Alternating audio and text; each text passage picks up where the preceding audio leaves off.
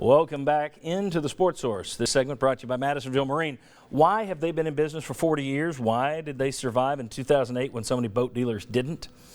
Because they want people to be totally satisfied with their boats, so they'll come back, and so they'll spread the word.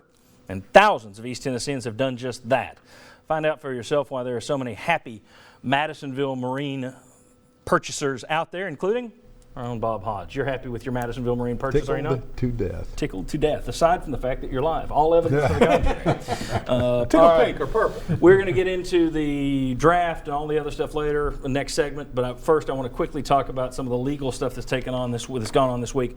Alexis Johnson, the JUCO transfer, has been suspended from the football team since an arrest early on this year.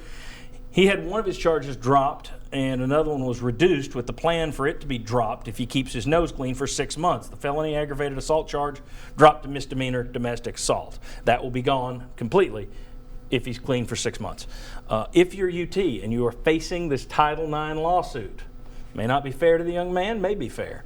But if he gets by the Student Conduct Board, big if. We don't know how ornery they're going to be with all this stuff going on in the press. But if you're UT, he's still got 6 months before that other charge is dismissed completely. Do you bring him back on the team before that 6 months? Yes. And I don't even, I want to talk to him and I want to see how he feels and what he's learned. But this was a situation that just got totally out of hand from what we've heard. Play fighting with a girlfriend, it just got out of control. You wish none of that had happened. But I want to know how he feels now. But I think he has earned a chance, if he's learned a lesson from all this, to be back, and he deserves that opportunity. Yes. Well, I guess how he's going to feel and what he'll say about it. So you're saying bring him back. No, I still want to hit somebody. I mean, somebody's going to legally. Nobody's going to come back and say. Well, no, you still want to know. Sometimes some people don't get it now. No, I mean, I want to know they've learned a lesson or what they've learned from this experience. All right, Russell, should they bring him back before the 6 months? I want to know exactly what happened. If it's just play fighting that got out of hand, it's a possibility. But the police report said that he choked her, punched her in the face, and busted her lip open. And she had marks. If that's true, that's not play fighting. You can't bring him back. You could redshirt him until this plays out and then make a decision based on how it plays out legally. Wow. Well, it's a tough question. I'd probably bring him back. Not me. Not me. Well, I'm not going to let that go on ESPN. Sorry. I hate it for him, but he got himself in that situation. Even without the Title IX suit going on. What if everything gets cleared in 6 months? Would you bring him back then? I certainly wouldn't do it before then. Yeah, I don't think I would do it before then either. I think I would if it's cleared off the record. Well, you got to remember too, on a police report, that's going to be one person's side of what happened. Well, that's an allegation. Well, except but it's not. Aside from the cop saying evidence of ligature marks on the choking marks on the neck, busted lip. But you also got to think his lawyer saying that it's just play fighting. That's his side of the situation. That's the more biased thing than the police report. You're more likely to take one side than the other. I think most fans are more likely to take one side. I don't know. I wasn't there. So as an impartial observer, I look at the situation. I know what Tennessee's up against. Looking at this, I'm thinking, let's see if he keeps himself clean for the next 6 months. Well, I don't think it's fair to hold the Title IX thing over his head for this. Well, nothing in life's fair. I asked, is it fair or not? You said no. But that's the reality. Okay. Well, I mean, I'd like to see Donnie Tyndall get hired somewhere tomorrow. Not college basketball. He got a 10-year show college. No, I'm not saying college basketball. I'd like to see him get a job somewhere tomorrow. Yeah. I'm guessing he's going to have to, swim and beg forgiveness for a while. Swim in the waters of redemption. That's just the way we do it in this country, fair or not. You don't just. Tiger Woods wasn't doing endorsements the day after all that stuff broke.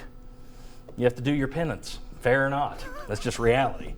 I'm a pragmatist, Chuck. All right. Dave Hart gave no timeline on UT's defense this week when asked by Jimmy Himes on WNML to do so. He said, I'm not going to give an update.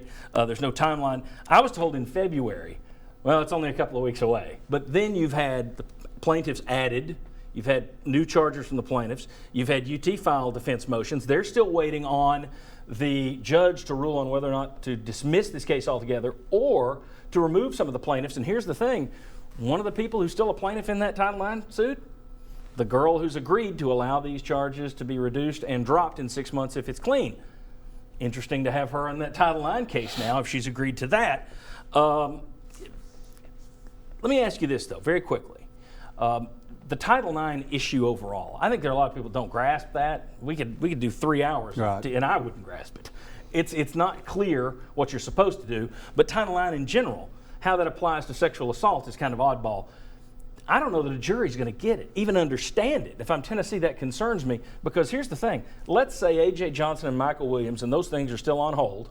Let's say they're found guilty. That doesn't mean Tennessee didn't do everything right by Title IX in its own investigation.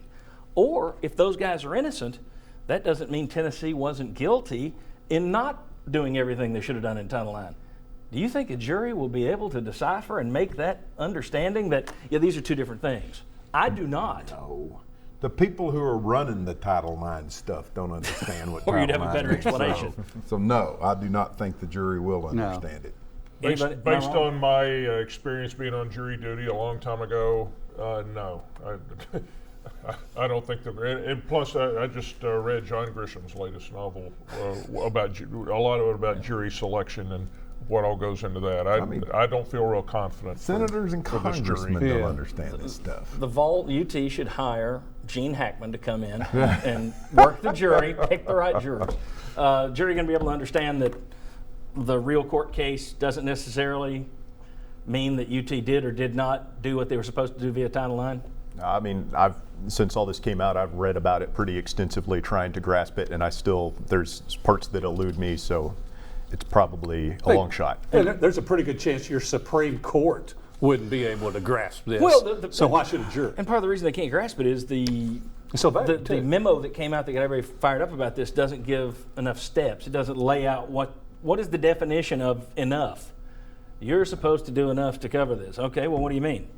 We'll know it when we see it. That's the answer. Not a good one. All right. When we come back, NFL draft, did Tennessee whiff on a PR opportunity? Prince and Butch, come on back.